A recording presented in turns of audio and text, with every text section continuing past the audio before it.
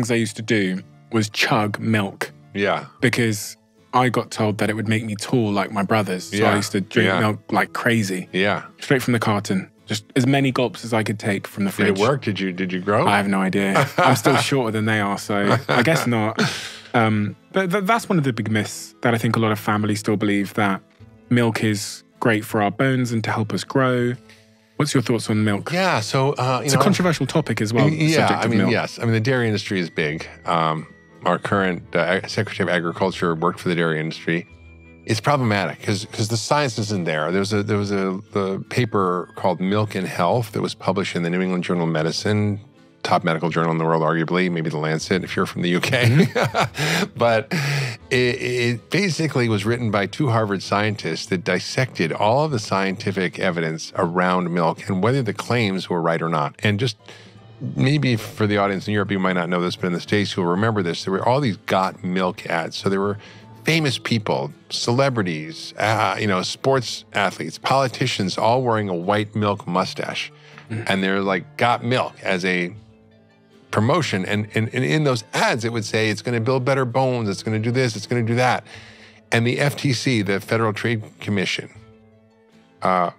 actually, or I think it was the Federal, say that you can't do that because it's not true.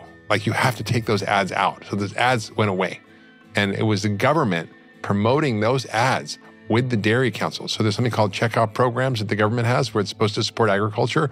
Well, the government was paying in part for these ads with taxpayer dollars, and the science wasn't there.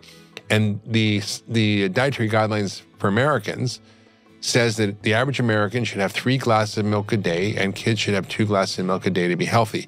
You cannot get money and funding for school lunches in America without having milk on the menu. Now, there is no evidence to support this. In fact, there's opposite evidence that skim milk causes weight gain because it doesn't satisfy your appetite, that milk can cause cancer, that prostate cancer, that it doesn't create strong bones. In fact, there's higher risk of fracture with high milk drinkers, that it creates a lot of digestive issues for people. It can create autoimmune diseases like type 1 diabetes. It has common allergies or food sensitivities that people get.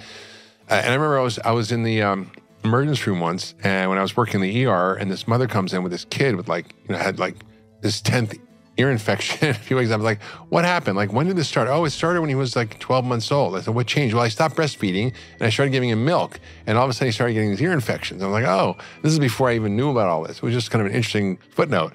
But we really have to look at the data and be science-driven. And the problem is we have corporate capture in America, where the food industry has captured our food agencies, our political system, from the FDA to the USDA. They spend, for example, $500 million just on the Farm Bill, which has, for example, food stamps and other food programs, infant nutrition. So it's really unfortunate, but milk is not nature's perfect food. It's only nature's perfect food if you're a calf. Is there health benefits to milk? Yes. So that's the other side of it. Now, what milk should we be drinking, right? If we're drinking modern milk is from Holstein cows that are almost homogenous in the same, not homogenized milk, but homogenous breed. They have very few bulls inseminating them.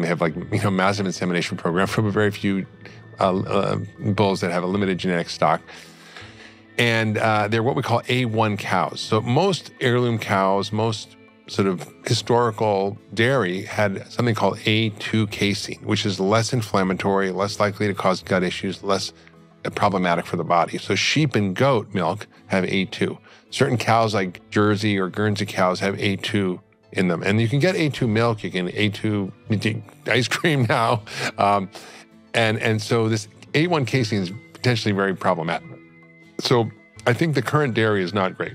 And then we pasteurize it and homogenize it, and then we add growth hormone to the cows. That goes in there. We have estrogen that we add into the cows. It's in the milk. We have 60 different hormones in the milk, some of them naturally occurring, but we milk pregnant cows, and that milk has a lot more hormonal effects. So I think current dairy is not something we should consume. Now, if you have a chance to get sheep milk or goat milk or A2 milks from a cow, that may be okay. Yogurts may be okay. And it depends on your genetics too. 75% of the world's lactose intolerant. Many people have dairy sensitivities. But I think, if it's from the right source, it's okay. For example, I use goat whey as my morning protein shake. So goat whey is from goats, obviously.